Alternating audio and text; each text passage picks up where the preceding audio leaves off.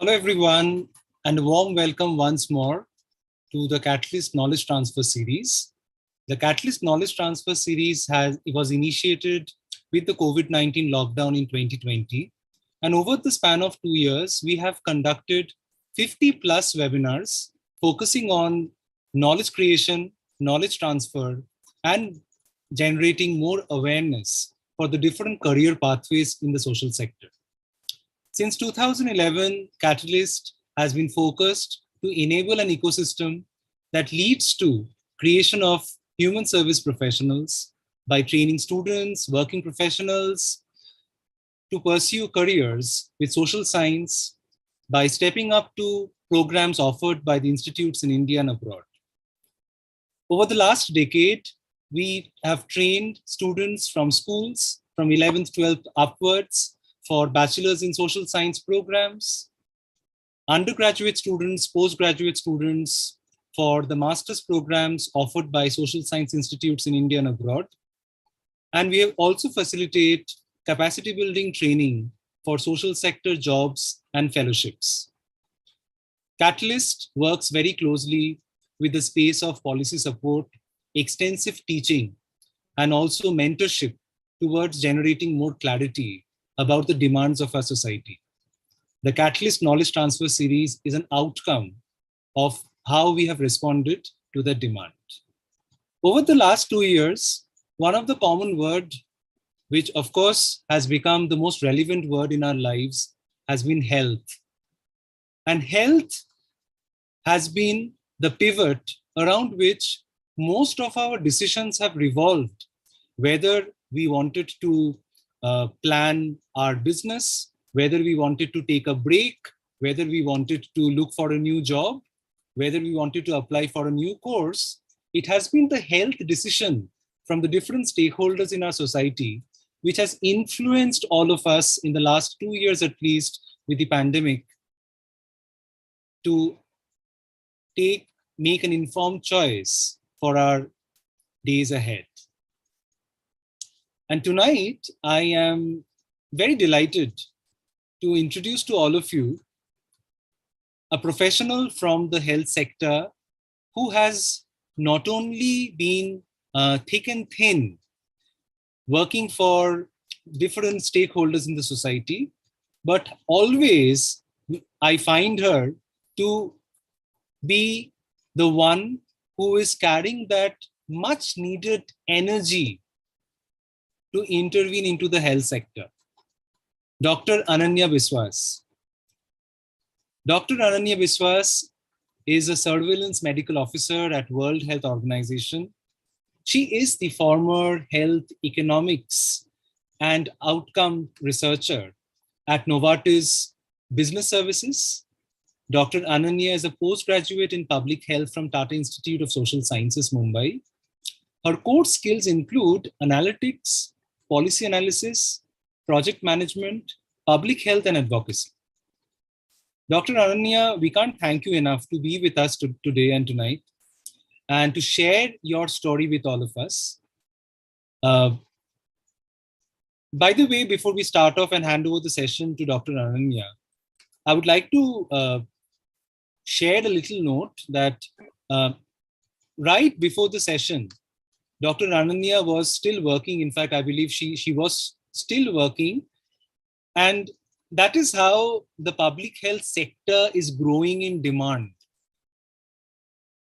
So I would request all of you to really utilize this 60 minutes of time. Hello, such a bad time to lose my connection. I am no, sorry. That's okay. I guess not a problem. Not a problem. I'm so sorry about this. No worries.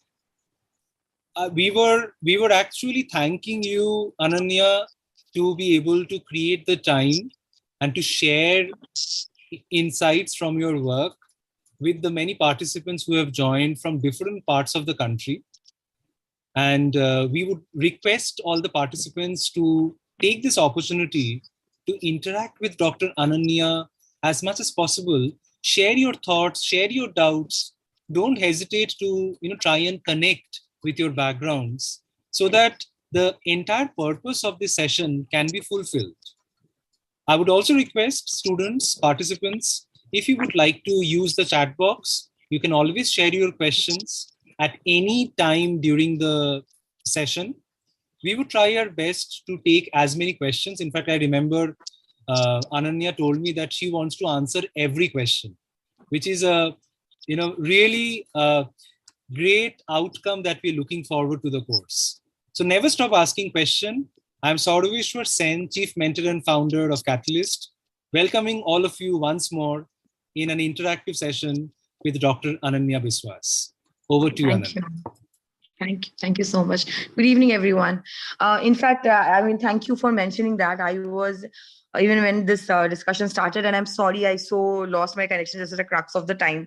I don't know if I kind of missed there's something there, but I'm really sorry about that. We'll connect later and talk about it. But welcome, everyone. Please, I expected a larger group, but since we have these numbers, I think we can make it a direct question and answer session itself. We can ask participants to kind of start throwing questions if they have any. Otherwise, we can go and get a brief. Okay, yeah. I think that could be an interesting format, because usually what happens is the speaker gives like a briefing or a debriefing of their work, and then the questions follow. But if you want me to do that, I can do that. But I think no. I feel this is a very interesting format, and that is why Ananya has always been very inventive about her way of work. And I would like to open this session to questions straight away. So between Shipra, Kanishk, Uki, Pooja, Oyon, Ankit, Anju, Ravina, Rini, Aman, Catherine, Suparna, Kanishk, we have I think Kanishk's mother also participating. Thank you so much for being part of the session. That's nice. That's actually nice. In fact, I wish we had more parents on board. We will do that session very soon. That's a great idea, actually. Okay. If you have any specific questions on your mind straight away, you can actually ask that right now.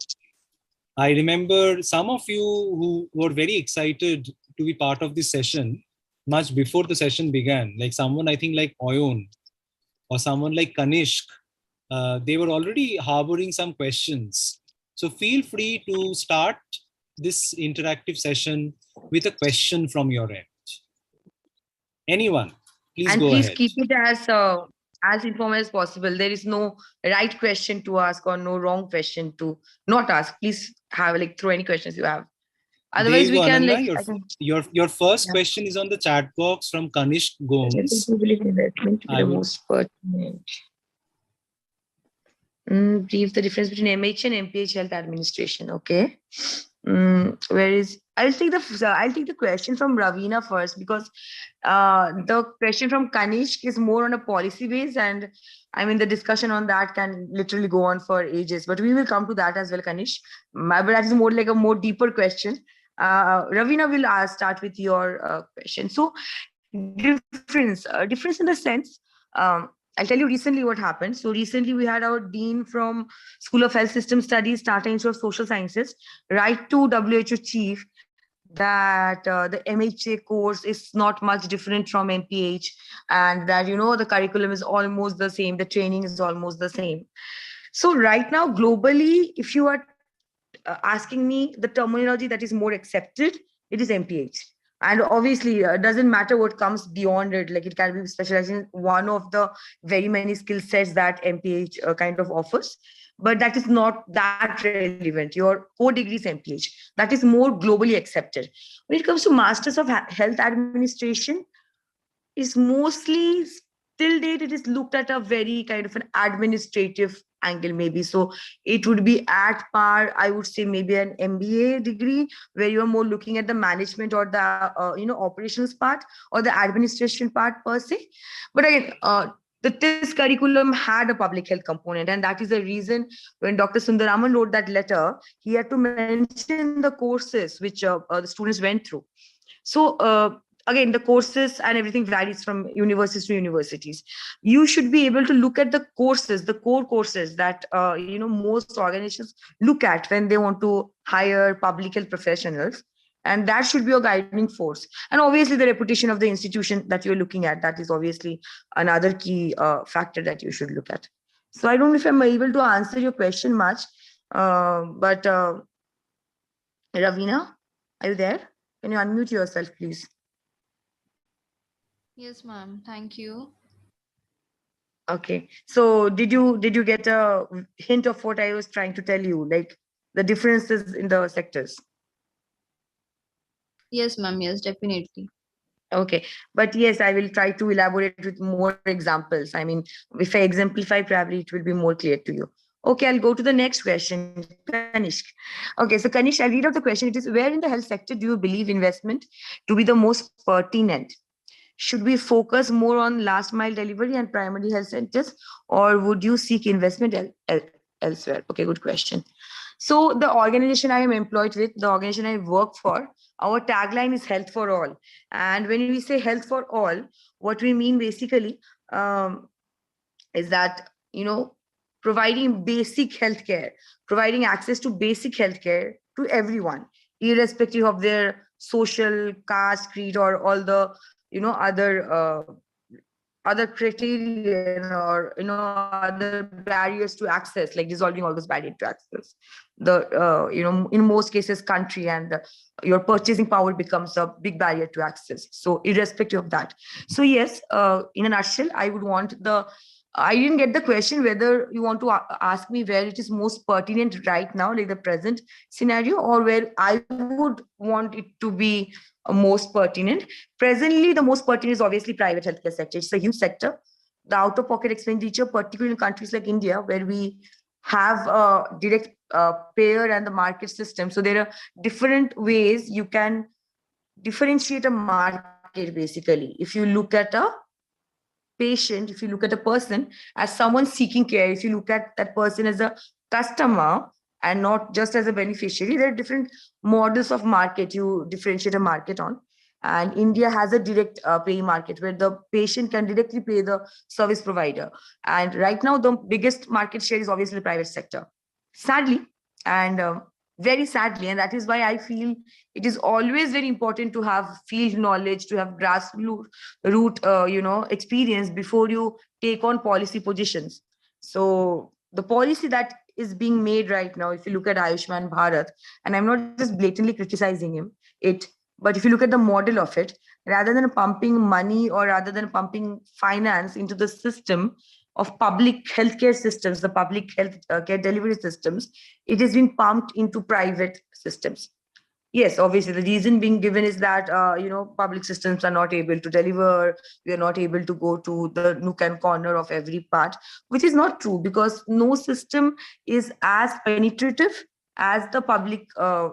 Wouldn't only say public health system is both the public health and the public administration system. So yes, if as a government we cannot reach every nook and corner, if we cannot reach the underserved, the underprivileged, then nobody can.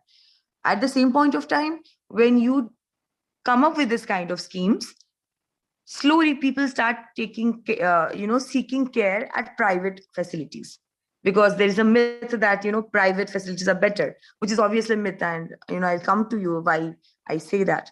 So the most pertinent investment needs to be done in the public healthcare systems. It is really, really below par. We still have the board committee report, which I'm sure, I know if you have some graduates or maybe people already doing MPH in our audience, you might be aware of it. The board committee report, we are still not able to fully implement. I mean, we are still short of the required number of primary health centers or community health centers that should be there pro rata basis on the population, like for every 1 lakh, say, or every 10,000. We still are short of those numbers.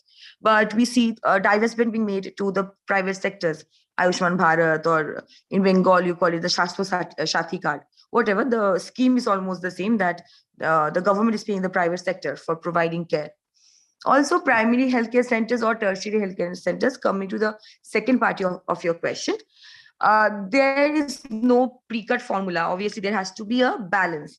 So what will that decision be made? It will be made on the epidemiology of my country. So if my country has a health structure or has a kind of a the health scenario, where we see a lot of tertiary care that needs to be taken care of. So suppose a country which is very developed, not much acute infections, but maybe a lot of cancer cases, then obviously the structures of delivery will also be different. But in a country like India, where we still are fighting with a lot of acute infections, we still are fighting to eliminate TB, eliminate measles, basically infectious diseases, and not only non-communicable or cancer diseases. I think there should be a proportion. So if there is one PAC, like as per board committee, almost similar. So the lower ranks of the healthcare delivery systems, such as the primary healthcare systems, the community healthcare systems, will be more in number compared to a population, as compared to a tertiary healthcare system. So suppose if there's a 1 lakh population, I will need to have, say, 2 primary health centers, 1 community health centers, and maybe 1 tertiary healthcare center for 2-3 such catchment areas. So it will again depend on the need and obviously the financial capability of the government, because health is a state subject. So in this case, state government in India. Have I answered your question, Kanishk? Because I told you it's an interesting question. It would need more time. We can keep on discussing on this. But could I give you a nutshell idea of how financing works? Thank you so much, ma'am. That was very detailed, and I think I got a lot of clarity on that. Thank you so much. Thank you.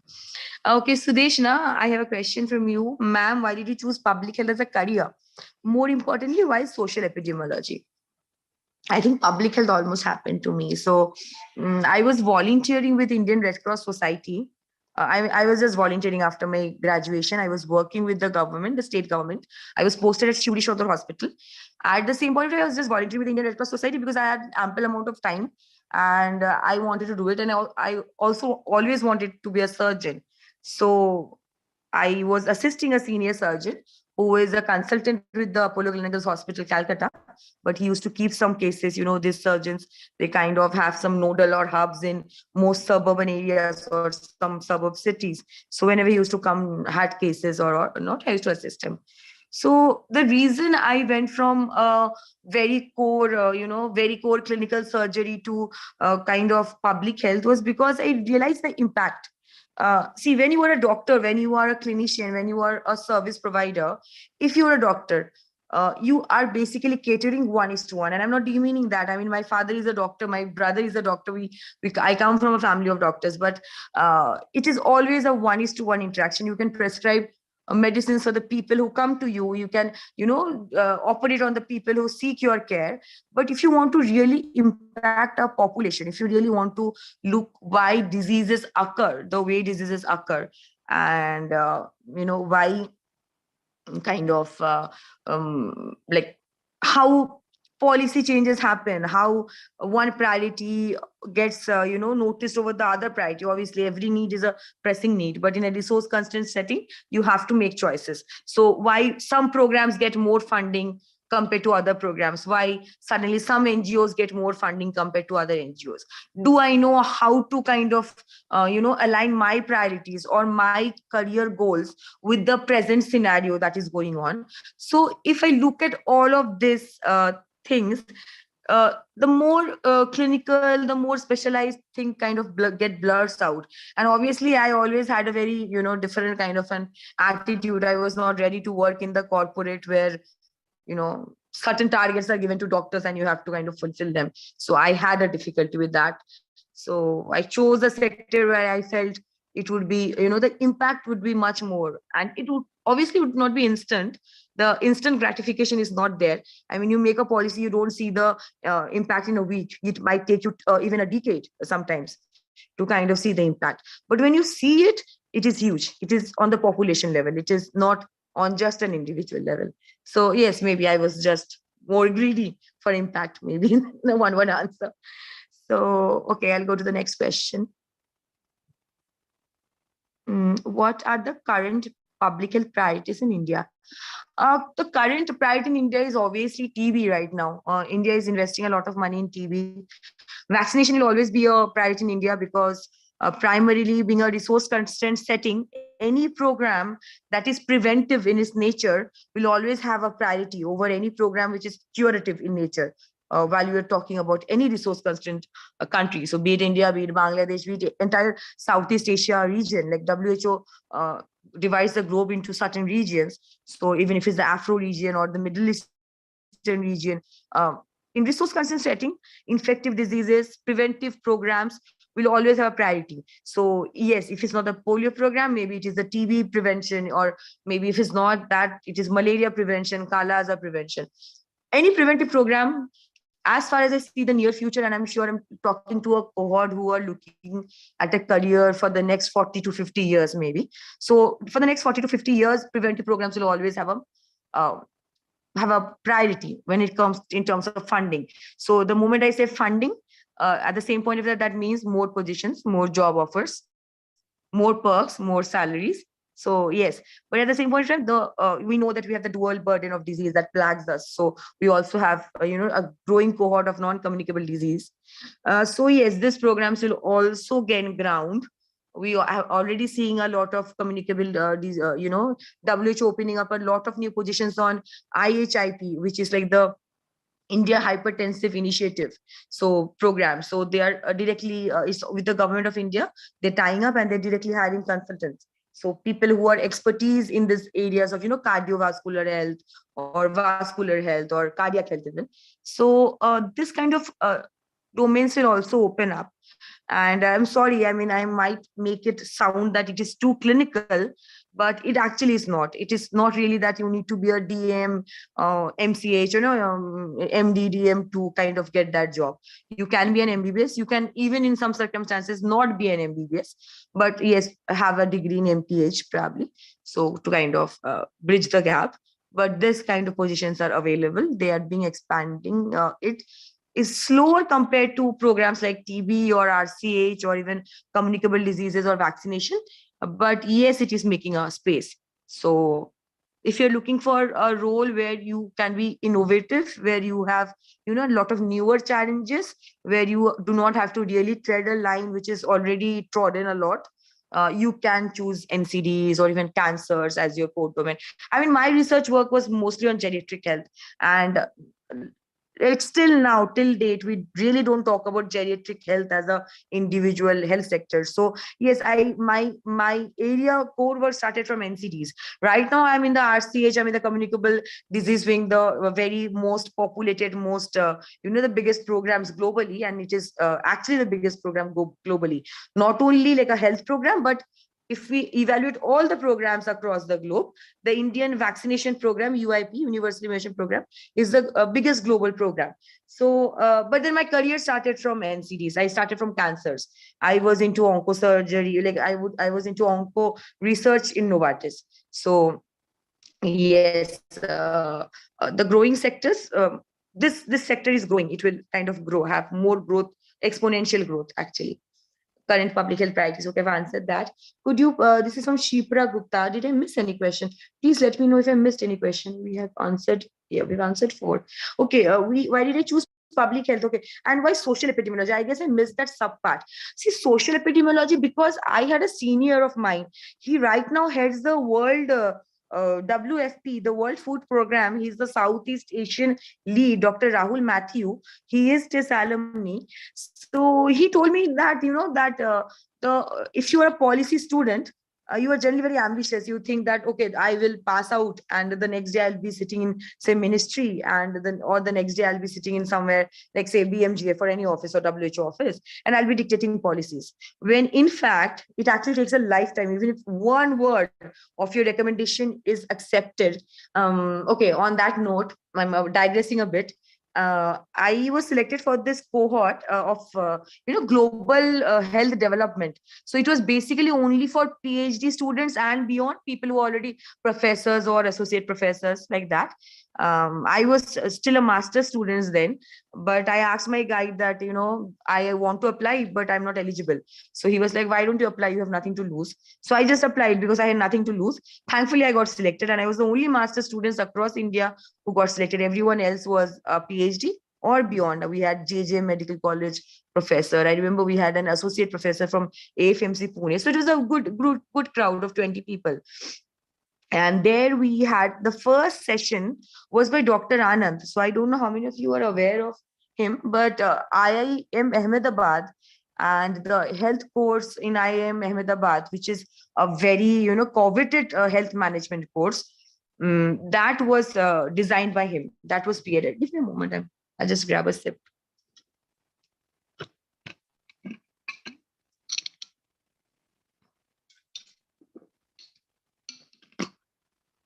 Sorry. Yeah. So he started the inaugural session, and I was a master's student then. So this is way back in 2015. And he said, if you write 200 recommendations in your lifetime, and if even one of them get, selected and implemented properly by the government, so think of yourself as a very successful public health professional. So yes, also I feel, and the things I keep on telling whenever I'm in an alumni meet or to my juniors, that when you write recommendations, don't just cook up a story. Like, your whatever you say or whatever you speak should be as far as possible grounded in reality. That doesn't mean that I'm not saying that you do not suggest anything innovative. That is a different thing. Obviously there needs to be innovation, but innovation cannot be in utopia. So you need to have that kind of ground reality. You need to have that acknowledgement of the realities before you kind of look at any evidence, you analyze it, and you come up with a kind of strategy, or you come up with any recommendations or solutions. Most recommendations also do not get implemented is because they are not implementable. That is what I learned when I came to this part of the the story, when I joined WHO, when I started working with bureaucrats, when I started working with the government. I realized that think tanks solutions are really it's really rare. You really actually come across good solutions, good suggestions, and that is the reason there is so much of inaction. So if you want to be valued in any sector, if you want to be valued, your suggestions, your strategies should be as grounded as possible. They do not need to be pretty. They do not need to be really pretty, having a lot of high-tech words into it, or suggesting something out of the blue, or very mass level surveys for finding out something very simple. Look at different sources of data. Be smart. You don't have to be really kind of out of the blue, or you don't have to be a, or should I say, Superman, to kind of find good solutions or get noticed in public domain. All you have to be is very pragmatic and very smart. And if you are that, if you can really sense your realities well, you are half set. Your recommendations wouldn't be fairy tale recommendations. So that is the reason I took social epidemiology, because he told me that when you are younger, you need to be more grounded. And social epidemiology kind of gave me that avenue to be more grounded, because the field work was more extensive. And that is the reason I took social epidemiology. So I hope I answered that part as well. So Shipra has a lot many questions. So Shipra, I will answer two of your questions, and then I'll go back to Ankit, and then I'll come back to you again. So just that everyone has a fair share of my time. Could you please elaborate where mental health fits in the whole public health sector? How can we make it more reachable to disadvantaged sector of the society? Do you think mental health will ever come in par with other diseases? Wow, you have asked a question which is very close to my heart. My research work was geriatric health and geriatric mental health, particularly geriatric mental health. Where is it in the list of priority? Let me tell you something very shocking. And I remember I presented it at an Indo-China forum. So we had a lot of Chinese delegates as well, where I presented this data. Kind of, it was more of a secondary, analysis of things, and everyone was so shocked. Like even my professor from India, who is a stalwart in mental health research, even he was shocked. And I think even Dr. Sankar Das, who is the dean of TIS right now, he was shocked to know that kind of data. So the amount of money that the budget allotted to mental health. So mental health basically comes under the wing of NCD, and the NCD also covers, the hypertensive initiative, the diabetic society, and the cancer society. It also covers the mental health funding program of the government. So the funds that were allocated to that particular vertical by the government of India and subsequently by state governments was not utilized. Forget utilization, it was not even spent. Like even 10% of that fund was not spent. So if you Suppose when you are running a household and you know there is something important that money needs to be spent on, but the spending is not happening, you would eventually stop allocating money to that department. That is just normal human, human economical behavior. You cannot blame governments on that. So where is the gap then? So there are funds. I mean, most of the time, if you hear activists, if you hear students speaking, the most common complaint that they would make is, government is not paying enough attention to mental health, and government is not giving enough funds. So that is not the truth. The funds are there; they're lying underutilized. So where is the gap? And I think that is where the community, the society can come in. The gap is in the delivery, the demand and the supply. Now, supply would eventually happen. This gaps would eventually kind of close when the demand happens. But imagine you are running a hospital and you have a footfall of 1,000 patients, say 1,000 patients per day. So a medium-sized hospital having a footfall of 1,000 patients per day, and 900 every day, almost 1,000 patients come for some, some kind of infection, maybe respiratory tract, maybe gastrointestinal, some kind of infection, some kind of, pregnancy or maternity related issues, and they come to seek care for that. And you have a department and you have an employee and you have a sector where you have dedicated that to mental health and counseling, but nobody goes to that person, nobody seeks that care. And eventually you are bound to as a manager, you would repurpose. If you see underutilization in any of your departments, any of your verticals, you will repurpose it, because that is the most rational thing to do. मतलब कोई वजह नहीं होती ना कि मैं किसी को बिठा के रखूं और पगार भी दूं और वो दिन का एक भी मरीज ना देखे, जबकि मेरा जो और दूसरा डॉक्टर है वो दिन में 200 पेशेंट की जगह 500 पेशेंट देख रहा है, because my hospital has so much of footfall. So what would I do? What would any rational person, what would the government of India do? They would appoint more medical officers, right? Because that is what the demand is. So again, first thing first, we have to generate demand. That is where the community, the social sector comes in. A lot of work needs to be done. I have this very dear friend of mine. She's an absolute gorgeous, she's a sweetheart, like not gorgeous by looks, like gorgeous inside out. And she's very young. Like if I tell you, she's an entrepreneur. She has her own initiative. They are catering to so many, mental health platforms across the country right now, particularly in the post-pandemic situation. So you can just kind of Google, find her, Irtika Ali, that's her name, and she's TIS alumni. So she's doing a lot of from the community perspective. Again, that is one perspective. I also need to teach as a consultant. I also need to teach the government on how to spend that money. So if any one of you are already a graduate or, kind of finding jobs in that job hunt mode, I'm sure you have recently seen a lot of advertisements that, district mental health program manager, yeah, state mental health program manager, ke bahut sare vacancies. I think I'm just talking about last financial year. So 2021 to 2022, that financial year, we had a lot of vacancies on that, and a lot of positions were taken. A lot of positions were taken. So the government is spending. So what are we expecting out of this? This experts that this consultants that are joining us, we're expecting them to kind of create avenues. Acha, counseling can be of adolescent health, right? So collaborate with the school, with the government school sector, create avenues. You can have community meetings where you are talking about, say, anxiety, depression, or even, Alzheimer's per se isn't like, it's a neuro disease, but again, if you say the larger gamut of mental health, then okay, you're talking about Alzheimer's, you're talking about dementia, you're talking about at a community level. So yes, government needs to not only put in funds, kind of recruit, and the government is doing. It's itsy bitsy.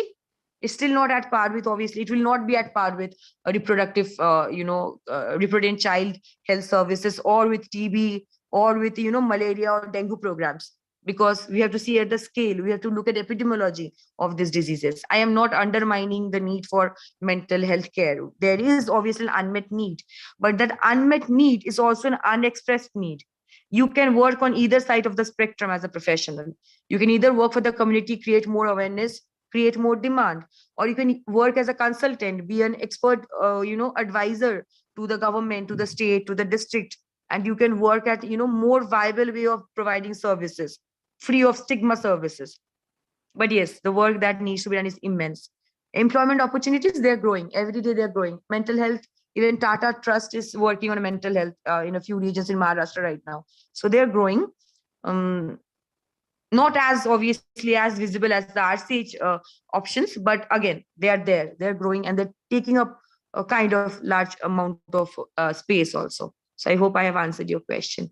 Did I, Shipra, I guess, right? This question is from Shipra, right? Shipra, did I answer your Yes. question? The first part. Yes. Okay. How can we make it more reachable to the disadvantaged sector of the society? Oh, by making more inclusive policies, by ensuring the purchasing power parity is kind of nullified, by telling every time you come across a friend, I mean, charity always begins at home. So every time your friend tells you, why do people complain when they have to pay 500 rupees as a fees to the doctor, but do not complain to when they have to buy a 500 ka movie ticket or popcorn or at PVR or some very random stupid example, okay, whatever. And you will come across these people, trust me, you will come across these people even in core public health sectors. You have to put up with them. You have to make sure your evidence is strong enough so you can literally get your things done, get your things approved. So as long as we do not understand that, even as a population, we do not understand that private necessarily doesn't mean better. So that has to be done from the community part. I always look at things from two perspectives. So by nature, so I'll always give you answers from two perspectives. So as a community, I really need to get away from this myth. I mean, I think pandemic was a good eye opener. If you look back at the pandemic, what happened? The private health system just washed its hands off, right? It just washed its hands off. And who was at the forefront? The under-resourced, the underfunded public health systems. So you see a pandemic happening 1 in 100 years. You see which sector actually needs more investment, which sectors ministers should actually look at. But problem क्या है? अभी अब हमारे देश में या कोई भी देश में, underdeveloped देश में, I'm sorry for the bit of Hindi, वो थोड़ा, you get the desi touch. You cannot give that desi touch without that Hindi. So, but what is the problem basically? दिक्कत ये है कि corporate drives the government, right? The government doesn't drive the government itself. Please don't quote me anywhere. This is my personal perspective. This is not WHO statement. But again, so we see policies being made in a way to maim the public health system rather than to build the public health system. है कि नहीं? और ये policies कौन बना रहे हैं? ये policies ही public health experts बना रहे हैं. आप गलती से भी मत सोचिएगा that the people who are making these policies are in any way not qualified to do that. They are. It's just that they are so disconnected with the realities because they've always had a very cushy job in Delhi that they make this kind of policies which get backfired. Now, why do I say Ayushman Bharat backfired? Because right now, if you look at any government advertisement, you will see that they're putting out tenders to random consultancies, and PwC recently took a big tender to audit. They are saying that itna ho to ho nahi sakta. The private facilities are giving a bill, say suppose they're giving a bill of 200 crores in a year, saying that we did 50 knee surgeries. The patient is a part of this entire game. Patient को बोला गया है कि आपको verification के लिए आए, आप भी झूठ बोलिएगा. All these are नकली medical records. We will get 20 lakhs from government. You keep 1 lakh, we keep 19. But the point is money is yours. Money is mine, right? Okay, I have no problem in the money draining out. If this private health system stood when the pandemic hit. So we see realities coming up, right? And that is where you see some policy makers, and that is where you see why some people, their career, it never ends. You look at Dr. Raj Shankar Ghosh, you look at, and I'm sorry for citing Bengali examples because my audience is largely Bengali. So sorry for the bias. But you look at Dr. Raj Shankar Ghosh, you look at Dr. Anand Bandyopadhyay, sorry. These people, you feel like these people careers don't seem to end. They're rising one position above. You feel like they've become director of BMGF. Acha, to khatam ho jayega. Matlab iske beyond kya hai? So they become the global director at CDC Atlanta. It never stops. And why do these people get noticed over other people? Because they do not make glass house policies. They all started their career with the same job role I am in. The surveillance medical officer at World Health Organization. This is a very grassroots level. You are sitting in the community, you are taking live data, you are making live strategies. You have that, you are given that kind of an independence to bend things to your way, to customize them your way. Obviously not nullify and create new things, but to customize the policies to your way. And WHO is given that responsibility to do that, to give that guidance to the districts. So that kind of investment will not only happen with investment, it needs a lot of voice, a lot of youth voice, a lot of voice from experts, a lot of voice from organizations, bilateral and multilateral, or even UN organizations like WHO, UNICEF, or say bilateral organizations like BMGA, for so many other organizations that are working in this domain right now, as well as the community. The community has to, ab jab tak hum log na, we don't demand these issues, you do not expect these things to change. So yes, that has to come from us again, from the community. I hope I answered your question. Do you think mental, abhi to nahi aayega, someday it will come at par when the acknowledgement happens. So I will skip your third question. I will okay, the third question is an extension, I see. Do you think mental health will ever come in par with other diseases when it comes to policy making and financing? I think I've already answered that part. If you are smart enough to ensure that the funds that are being presently given is is expedited, is kind of put to use, you will see more better policies and more finances coming in. Coming to Ankit, ma'am, can you please tell how public policy and governance functions in the field of public health, and also how environment climate change would be tackled by public health? Okay, public policy and governance functions. Okay, in the right now we do not have a particular vertical, like one single vertical called public health, Department of Public Health, except the states of Tamil Nadu and Kerala. So in most other states, it's an intersectoral. A public health team exists under the health team, but also a public health engineers exist under the public works department, the infrastructure building wing of the government. So it is more like an intersectoral. Presently, what happens whenever any kind of, suppose, say, let me give a very common example. Suppose a new village has come up, okay, and the population is growing every day. So right now the population is somehow 1,200. They do not have any dedicated health facility, and we, as the health, the CMOH, the Chief Medical Officer of Health in the district, notices that there is a need there and decides to take action, a public health intervention. So maybe opening up say a health wellness center there. That is a decision that is being taken. So if that needs to be implemented, there needs to be a few teams on board. तो हम क्या सोचेंगे logically? तो जमीन देगा कोई building बनाएगा, कोई इलेक्ट्रिक का लाइन देगा, कोई पानी का लाइन देगा. Somebody will recruit the doctors and the staff. Somebody will have to give the equipment, as well as ensure that there is an annual maintenance contract. So the equipments are not only given, they're also maintained. And say there has to be a community engagement. So Gram Panchayat has to be involved, because I cannot create a hospital for you without telling you that you need it, or you accepting the need of it. So there has to be a community engagement part. So there has to be panchayat members on board. The block development officer has to be on board.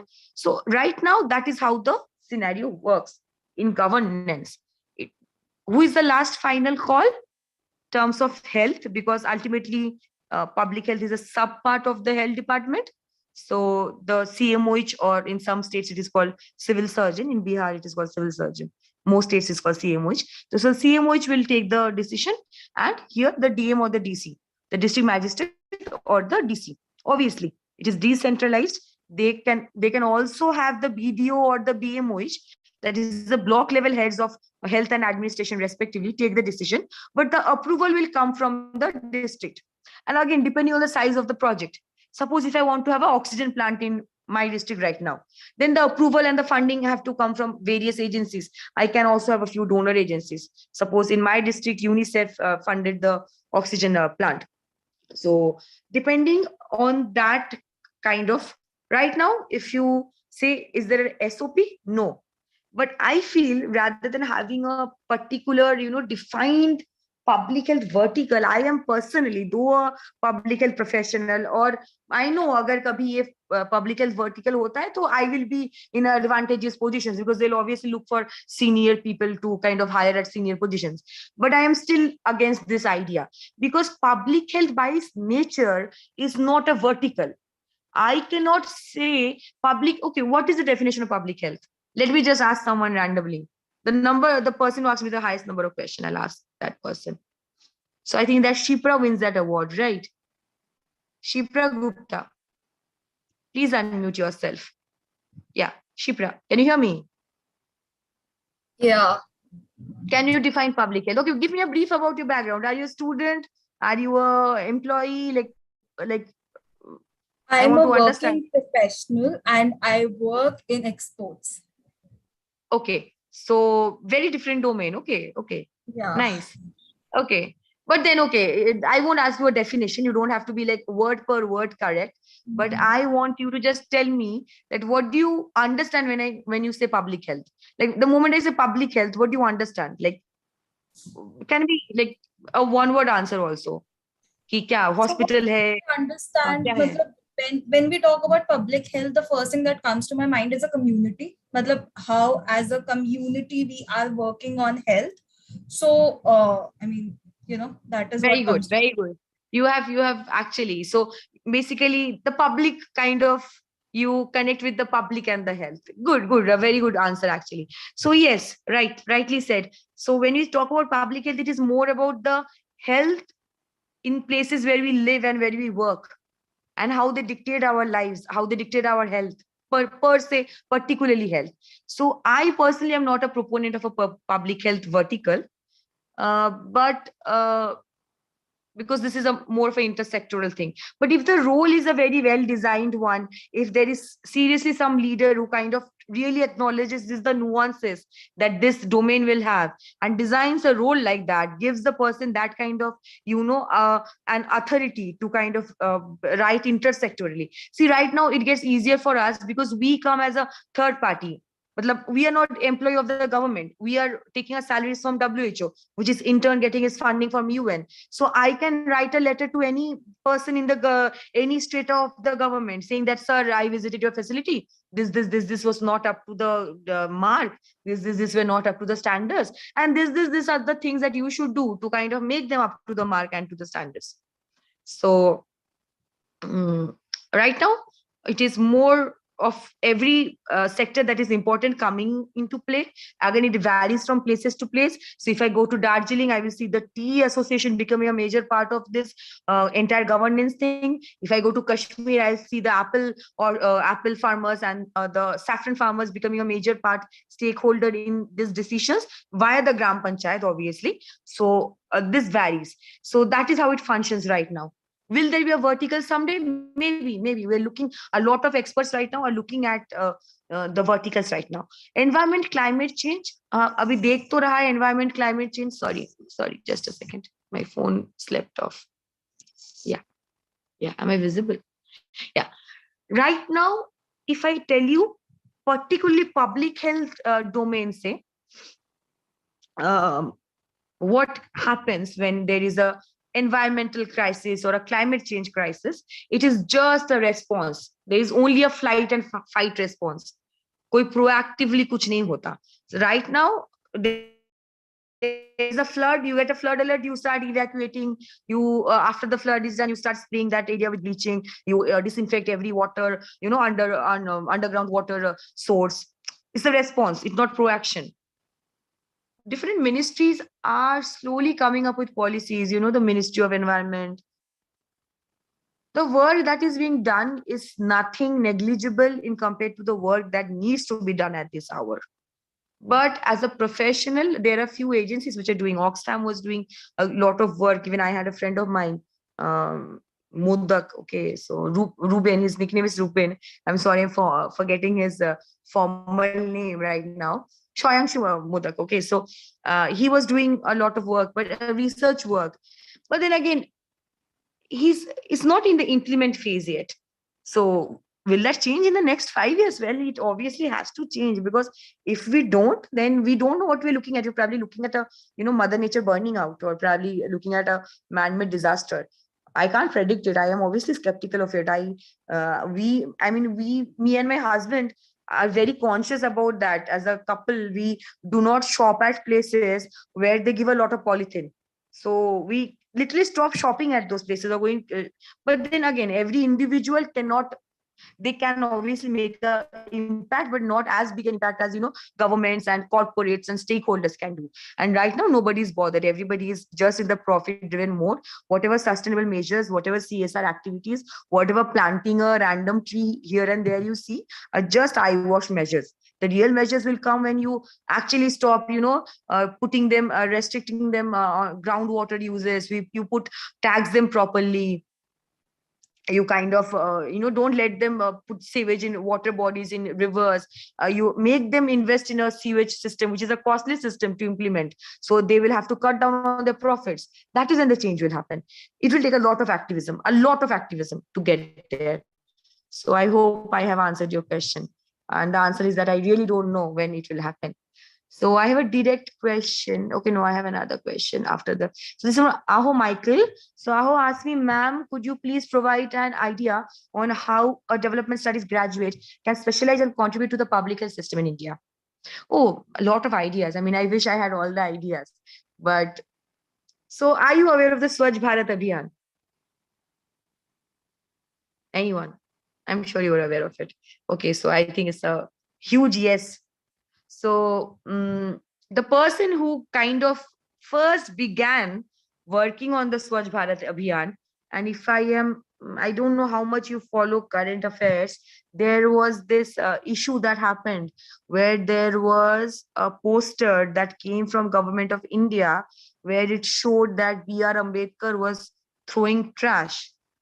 A poster also came out where it showed Mahatma Gandhi was throwing trash, sweeping, and Netaji Subhash Chandra Bose was throwing trash. But government got in trouble because of that poster. It was withdrawn. The very early stages when Swachh Bharat mission was still, even the government was barely talking about it. I'm talking about those stages. So the ideas and a major of work came from a very good friend of mine. His name is Mr. Saurabh Panda. Presently, he's a consultant to the government of India. He's an independent consultant. He was working with the World Bank, and he was poached by the government of India from World Bank. And it was his idea. And he was he was a social entrepreneurship, development studies ka student tha wo isme. So how can you contribute? The ways are unimaginable. So I can reply like Dr. Strange, there are so many ways I imagine you can do it. And all of them are right ways here, thankfully. So that is a good change of scenario. I mean, I don't know how many of you are Avengers fan, by the way. I'm a huge Avengers fan, so sorry for Avengers references.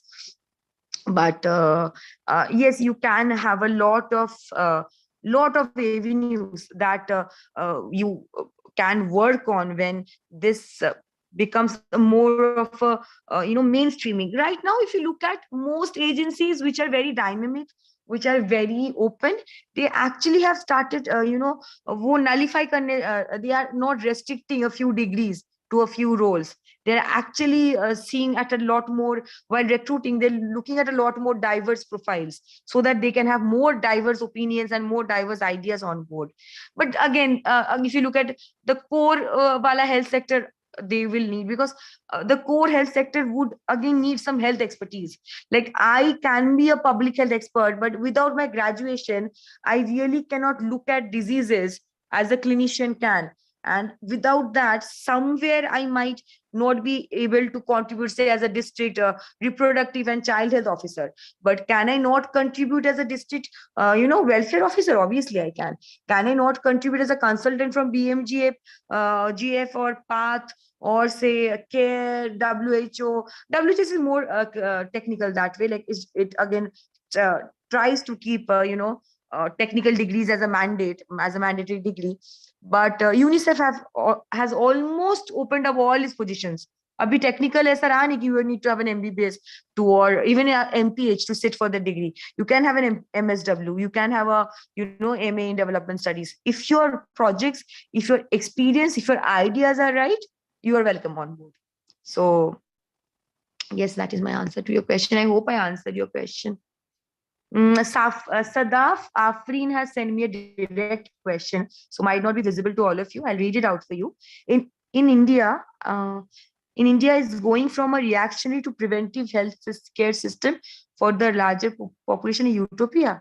Good evening. Okay, good evening, Sadaf. No, it is not an utopia. In fact, India is largely a preventive healthcare system. India is not actually a reactionary. Reactionary is not the right word. Curative is the right word. So reactionary, no, curative. But India is largely. So why do I say India is largely preventive?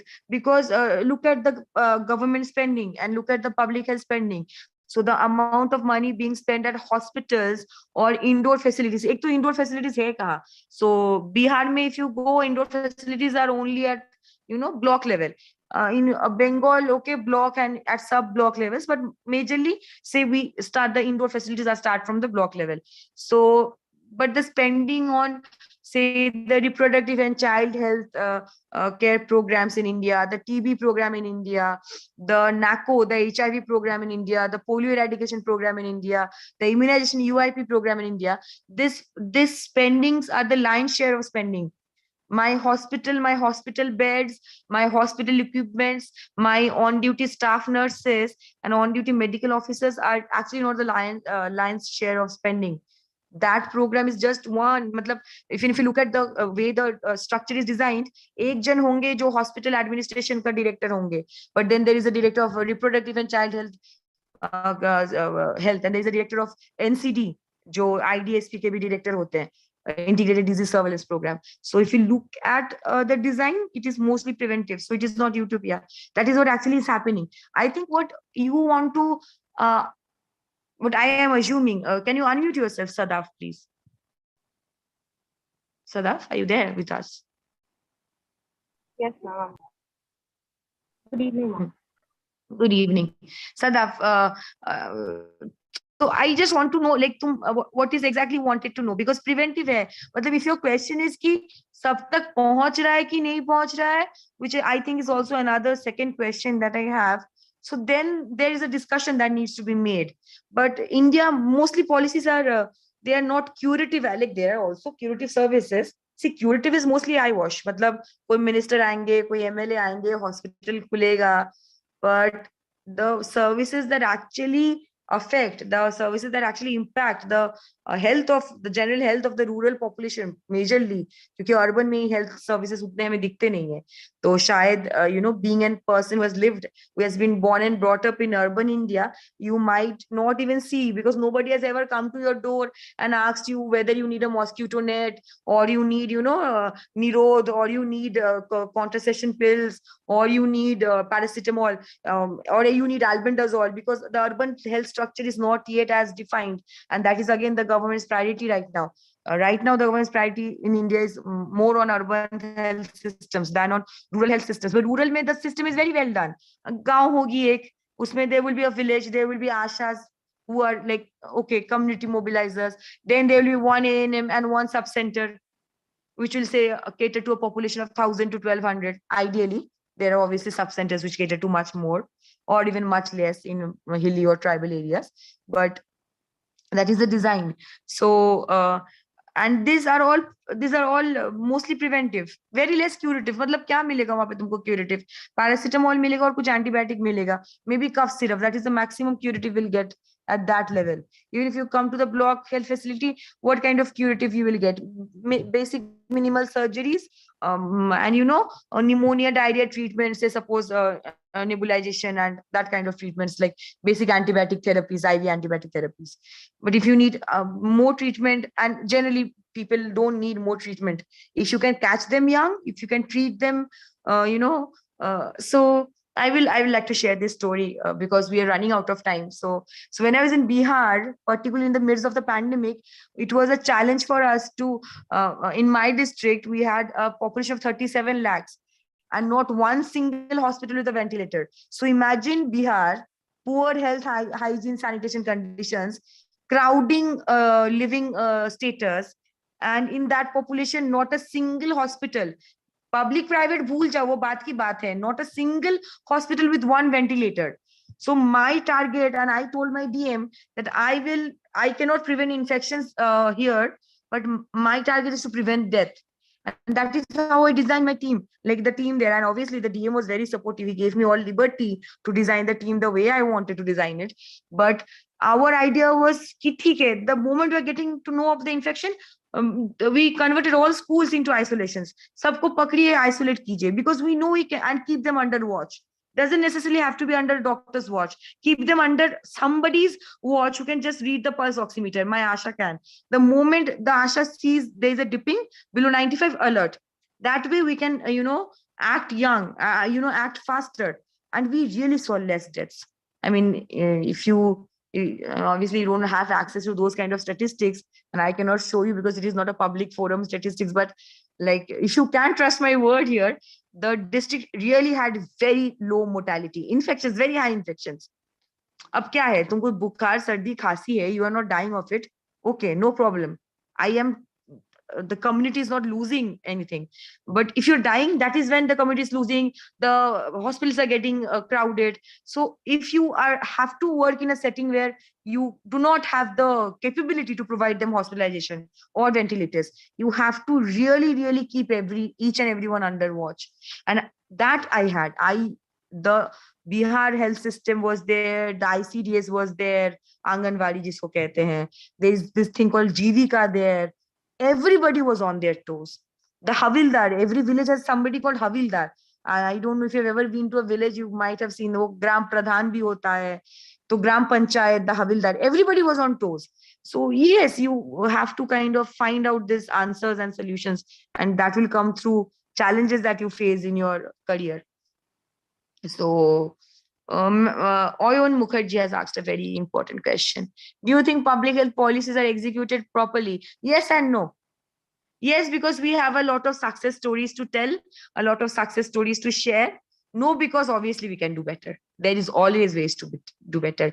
But you know that, Bangla ekta kotha ache, je chor palale buddhi bare.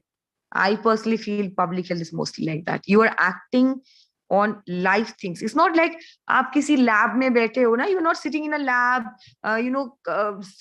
disconnected from the entire world in a white coat, and you are doing reactions in your petri dish, and which will not have results. Public health is not that domain.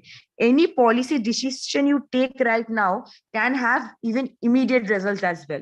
It can have immediate results as well. So depending on the policy. And so yes, basically, so many of them have been executed well, so many have them not. Intrinsically, we have to remember that we are a corrupt corrupt country.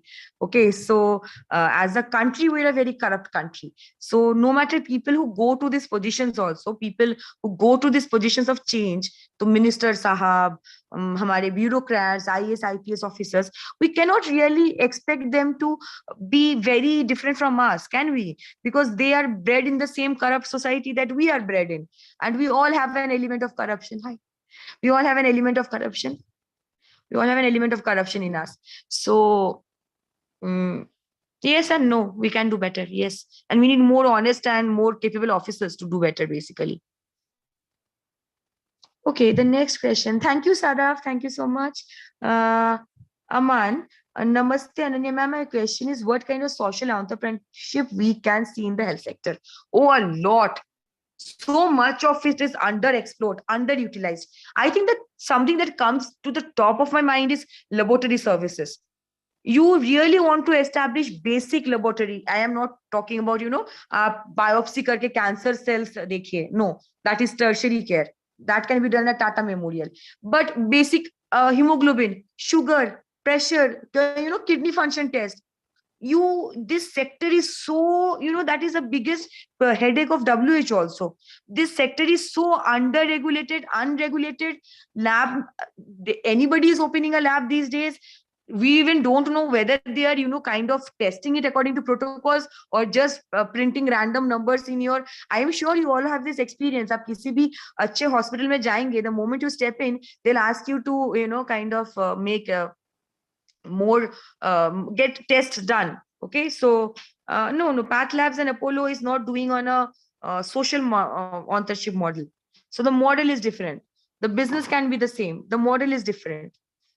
If I look at it from a social authorship model, Tata 1mg is entering the sector at very cheap prices. But then again, Tata 1mg is entering the sector from a corporate angle. It is not really entering the sector from a grassroots angle. If you as an individual entrepreneur have the capability to bring these services to a grassroots level, or say, the medical equipment, even basic medical equipments kya hai? Matlab stainless steel se tongue depressor, rods of steel, they are still imported to these days.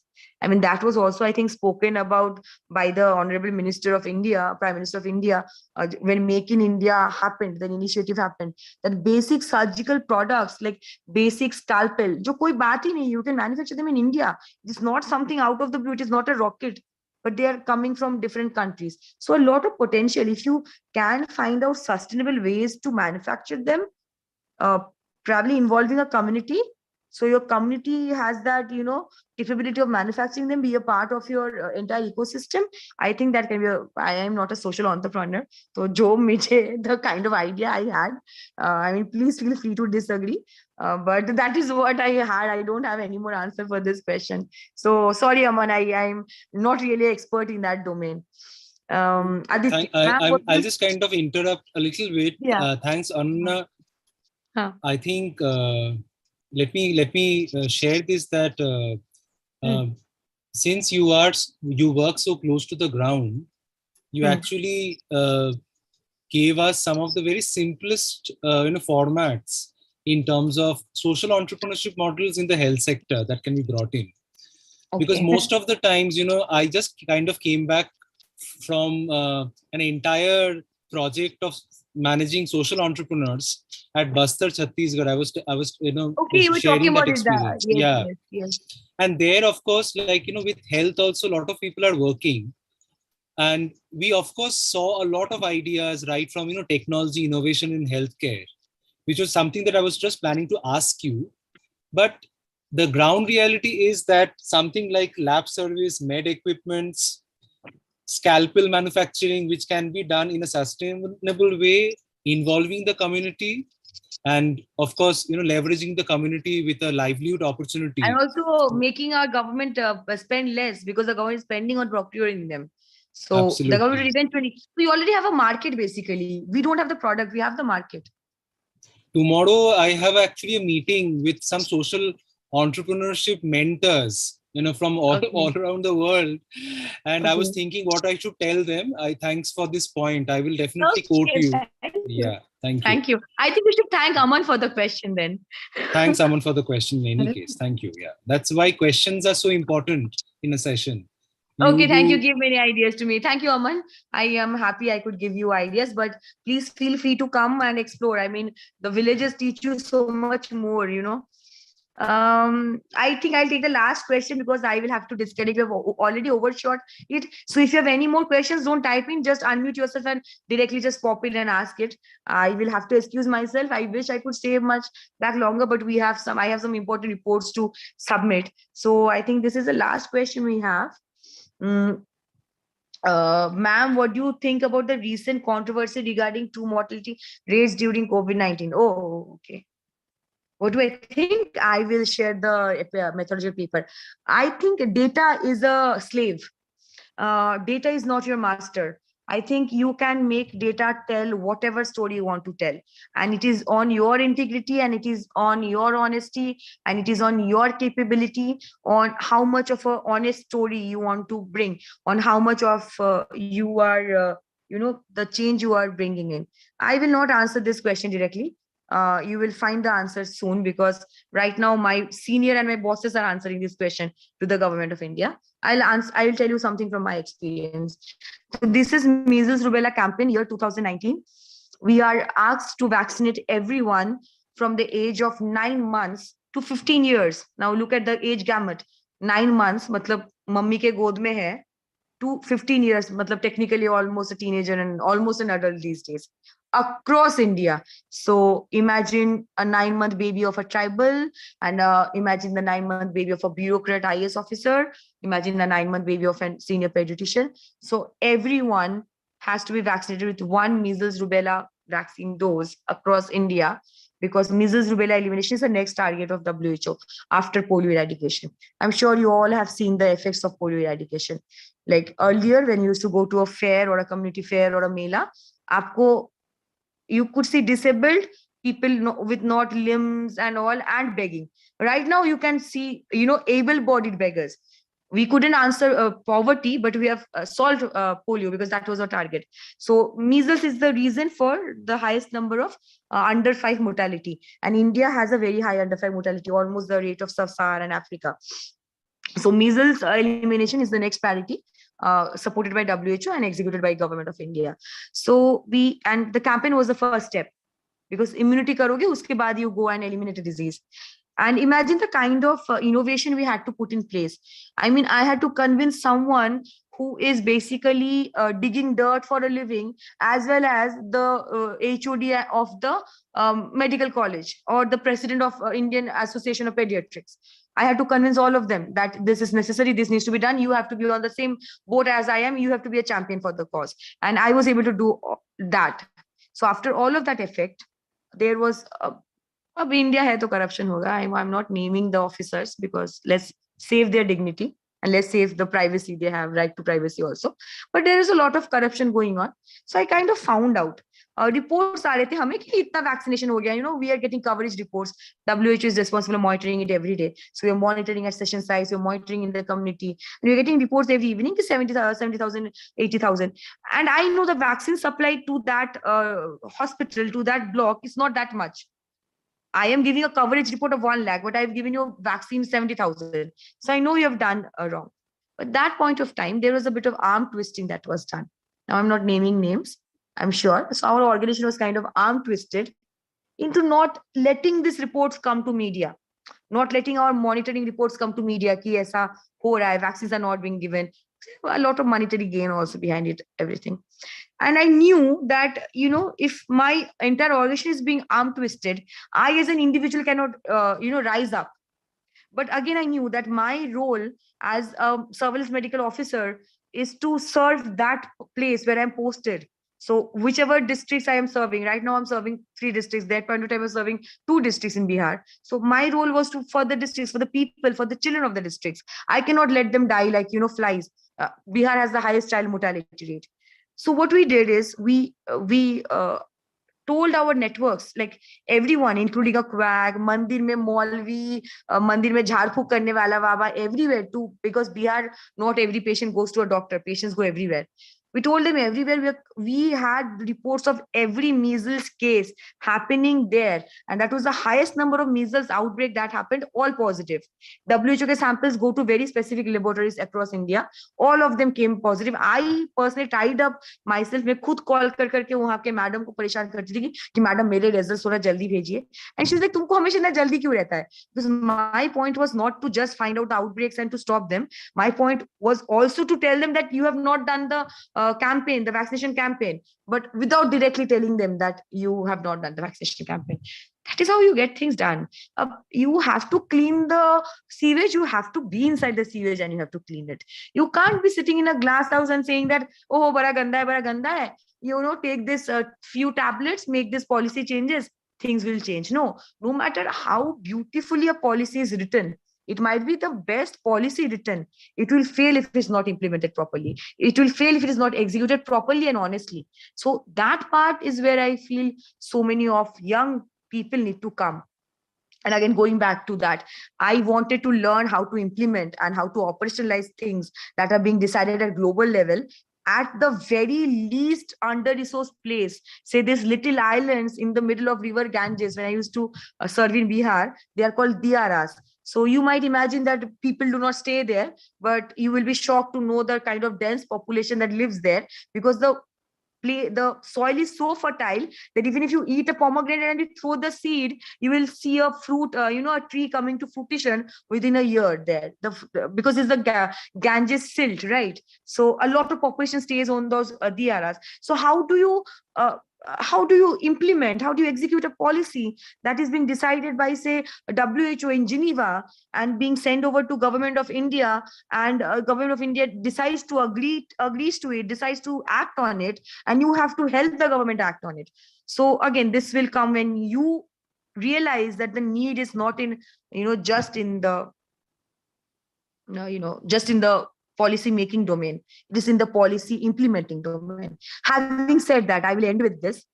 Began my career with Novartis. I have been criticized by very many of my seniors, my fellow, even my professors, T. Sundaraman. I was called in by Dr. Shivakami. I'm sure Saurav, you are aware of her. So Dr. Shivakami Muthuswamy. When my juniors were in class, I was just jaywalking through the corridor. She called me. She blasted me that, if toppers from our batch and if people who are passionate go for the corporate, then who will serve the public health cause of India and all of that. I still chose to, obviously I sat in the interview just for fun. When I got selected, the placement committee had a rule that if you got selected, you cannot say no, then you're thrown out of the placement process. So I had to say yes to the job. But when I look back, and now that I talk to my alumni, my mentees, I tell them that if you get an opportunity, grab it. Do not listen to the immediate criticism. See, it is not important that you really need to be in the sector to contribute. You can be in the corporate, you can learn the skills from there, you can learn the nitty-gritty of the businesses, and then you can also contribute from that angle also. Or you can choose to come back to government and contribute, or come back to WHO and contribute. I chose to come back because I felt I got a good understanding of how drugs are developed, how vaccines are developed. And if you have to ever counter big pharma on prices, I knew where to counter. And why did I know that so well? Because I worked in that domain. I was the person responsible. So my role was called a strategic evidence developer. My job was to make these documents which go to FDA in US and EMA, the European Medical Agency in Europe, the main two governing bodies, and to the drug controller, the DCI in India, the controller of India. So India, Novartis didn't have Novartis never targeted India market because the drugs are very costly. Even Americans find it costly. So you can imagine how costly it is for the Indian market. But I knew how they price it. So if I have to if I have to counter something, I really need to know you well so I can counter it. So I think, right now I feel I'm in a privileged position compared to other of my colleagues who have always worked in the public sectors. They have worked with the state governments, or even with the UNICEF or with WHO. And my corporate work experience was actually a advantage to me when I was in the WHO interview. I was very nervous because the person competing with me, and he was on the same day, he was called on the same day, and the interviews went on for 10 days. And that was the fourth round. We already had crossed 3 rounds. That was the fourth round, and it was all for 10 days. But on the day of my interview, I also saw the person who was a silver medalist in my university, in my batch. So he always obviously was that loggerheads. Or first, second ka hamesha laga rehta hai. So that kiddish kind of college competition was also there. But while I was working with Novartis, he was working with the UNICEF. So but it was just the opposite. I got it. He didn't. So it is not really there is no preset formula. I was just telling him sort of the other day that is what we as mentors probably have to tell our juniors, that there is no preset formula. What you bring to the table, what kind of experience, what kind of courage, what kind of innovation, what kind of honesty and integrity.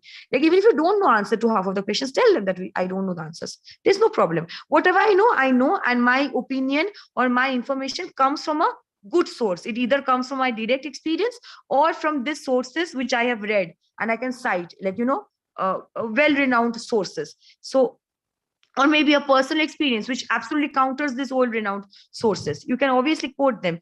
Point is, whatever you are bringing, bring it to the table. And whenever you're going somewhere, wherever, like going to apply for a course, going to get selected for a, say, PhD program, for a master's program, for a higher technical program, going for a better job, first, please interview yourself. Ask yourself, why should I get the job? Like, why do I even deserve that job? like if I were the one who was employing, would I give someone, a candidate like me, the job? What am I bringing to the table? So we keep on telling that WHO, whatever WHO pays us, it ensures it takes back 5 times of that in terms of labor. So it's always, it's not for WHO, it's for every other organization. Whatever they are paying you, there obviously you have some ROI. They have some return on investment. If you are not bringing worth to the table, I will not recruit you. No matter how many flashy degrees you have or don't have, that becomes very secondary. That is very irrespective. Degrees, godfathers, mentors can only take you to a certain extent. After that is all on your own. But thankfully, you have an expert, services like Catalyst helping you. So you are not all on your own. You have them. And I think it's a very good platform for that. And with that, I will wish all of you all the very best. If you have any more questions, please feel free to drop me a mail. I will just type in my personal mail ID with you. Thank you, Ananya. Okay, sir, I think this is. Thank you. I think I was just mentioning about how energetic you will come by a public health professional who possibly has to again work after the session, as she mentions about Yeah, the I report. have to. See, I told you I got a bit late because our district magistrate just wanted an immediate meeting on something. I couldn't walk out of the meeting, so I had to kind of disconnect that after it ended, and then I could. So I'm sorry for that. I'm sorry for the initial. No, not at all. I think, I guess, one of our biggest takebacks, Ananya, is that how visualistically you have, let's say, simplified, or rather, kind of created that motivation to be part of the public health sector. We at Catalyst, every time we struggle, to get people on board for public health sessions. And I'm really happy with the questions that participants asked. We really are very, very happy that the questions were asked. And I'm so happy, Ananya, that you chose to listen to questions throughout the session. And I kept my promise. I told you I'll answer all questions. I think I've done all of them. You did. I mean, promises delivered to all of you. And we hope to see the similar approaches in our public health frameworks in the days ahead. This is definitely not the end of an interaction with Ananya, but definitely a start of much more to think about. And I can't thank you enough, Ananya. Thank you so much for your time. It's been my pleasure. And thank you. Connecting all of the questions are very amazing. I mean, I need to mention this question. The first one, I guess, Kanish, we can keep on talking about this, the investment in the public health sector. I think we can collaborate and work in future on that as well, if you are in the domain already. And if you're not, please feel free to join the domain. So Kanish, thanks for giving us the futuristic topic for our next webinar, which definitely will feature Ananya and you also. So thank you so much for your time, for your energies. I wish all the best to each of you. We look forward, to start contributing more meaningfully and effectively, as Ananya pointed out, to the entire public health approach and way of doing things. Thank you so much for your time. Thank you. Good night, everyone. Good night. Bye-bye. Thank you. Bye.